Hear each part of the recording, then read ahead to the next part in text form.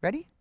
Okay. Hi, everybody. This is BA30 Personal Financial Management. And today we're going to be talking about part 2 of chapter 2, which covers all of the financial statements. And I have somebody to introduce you to. This is Rio Waller. Whoops, you got to get in the camera. There you go. This is Rio, and she helped me set all this up. So, anyway, I'll go ahead and start talking. Like I said, we're going to be covering the 3 financial statements today. So the first one we're going to talk about is the balance sheet. We'll also talk about the income and expense statement, which is what they call it in your book, and then we'll talk a little bit about budgets. But today I'm mostly going to do the income statement and the balance sheet, and we're going to find out how those two relate to each other. So we're also going to be focusing on a personal balance sheet. So if you've had accounting, some of the terminology will be different, but don't worry about that. And actually, some of the way I set it up is different than what you would have heard about in accounting 4A or whatever it is. So don't worry about that. This is personal finance, and what we're trying to do here is make this accessible to people who have never had a business class, don't intend to take any more business classes, just want to be more successful in their financial life as they move through their life. So here's the balance sheet. It's called a balance sheet because total assets, which are on the left-hand side, has to equal total liabilities plus net worth. So let me go through the terms and kind of explain that. On the top of the left-hand side, we've got assets listed. Assets are things that you own. Okay, so they're things that you own. And you can break assets into short-term and long-term. The short-term assets are generally financial sorts of assets, so they're going to be more liquid. And so usually if we were in class, I'd be asking you, give me an example of a liquid asset. Cash is the most liquid asset. The definition of liquidity actually is a financial instrument that can be converted to cash. And then there's technically a second part of that definition, converted to cash without loss of principal. So cash is already cash, so it's the most liquid. Then you'd have things like savings accounts, checking accounts. Those things can be converted to cash very quickly without a loss in principal. Sometimes students will say stocks and bonds, and that's partially true. They're very marketable, so you can turn them into cash right away, but you're not assured of not losing some of your principal. So that means that you might have to sell those things and you will get back less than what you invested in them to begin with. So technically they're not liquid, but they're very marketable, and you can get cash immediately if you sell stock on the stock exchange. So we've got short-term assets, which are financial in nature, and then long-term assets, which are real assets. So those are things you can touch, like, well, if you could see this, there's a desk right here. That's a real asset. Your car, houses, jewelry, artwork, personal property. So personal property would be things like your computer, your phone, clothes. Generally, those things depreciate very quickly and they don't have much value. So on my own personal balance sheet, when I do this, I don't put much value on those types of things.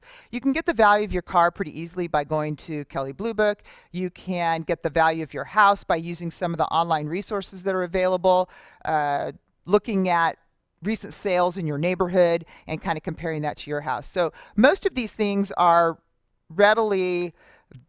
can be readily valued so that you can have some confidence in the numbers that you've got on your balance sheet. So we would list all the assets here, and then at the bottom of this left-hand column, we would have total assets.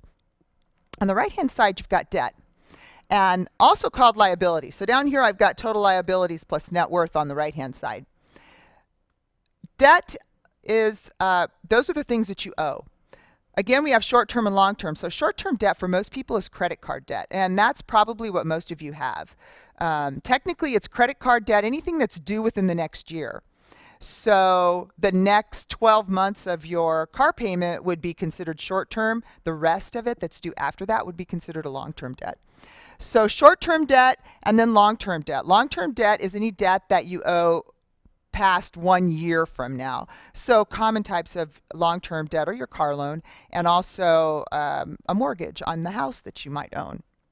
So let me put some numbers in here. Let's say for short-term assets, you've got $1,000 in your savings account and you've got a car that's worth $6,000. That means that you're going to have total assets of $7,000. Over here, you've got some credit card debt of, let's say, $2,000, and you're still paying this car off. So let's say you've got a car loan, and that's $3,000. So your total debt is equal to $5,000. Now, if total assets are equal to $7,000 and total debts equal to $5,000, that doesn't balance. This is called the balance sheet for a reason. Both sides have to balance. So that means that this net worth figure is kind of a plug.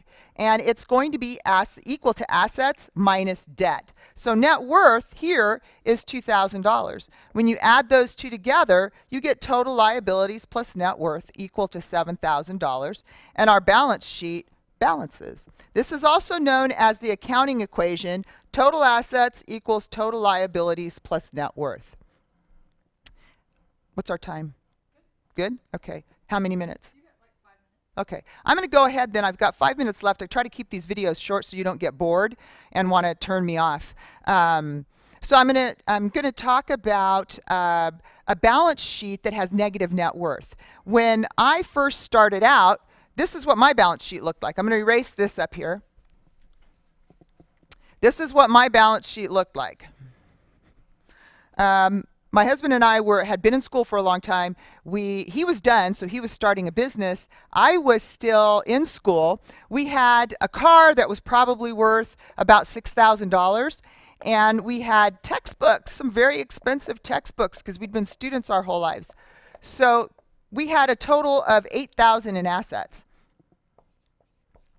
And then debt.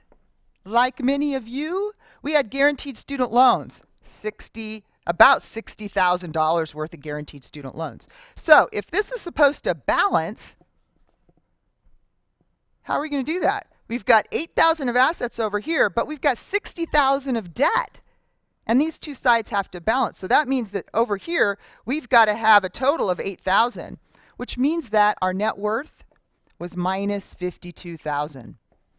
Nobody wants to be in that position, but the thing is, if you've got positive net cash flow, which means that you're spending less than you earn on a regular basis, you can, over time, whittle this down. So you pay your debt off, and eventually you'll get to the point where your net worth is zero. Much better than a negative number. Still not real great, but you're on the road to becoming financially successful and building net worth. This is what we want to key on all semester, and what you want to key on the rest of your life is net worth. Net worth represents that percentage of assets that you own on your balance sheet.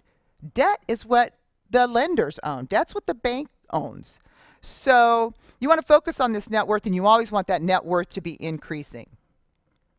And it happens two ways, either by increasing your savings, so increasing assets, or decreasing debt. That's how you increase your net worth. And of course, before we could start really saving and increasing assets, investing in things, we had to decrease this debt over here. And that's what we did. So I set goals every year about how close I was going to get to getting this down to zero first. And then after that, I set goals every year in terms of how much my net worth was going to grow over the next year. And little by little, it worked. And that's how you build wealth over a lifetime. So I'm going to stop this video now. And when you're ready, you can listen to the video or watch the video on the income and expense statement. The two are related. So we'll see how that happens in the next couple of videos. Thanks.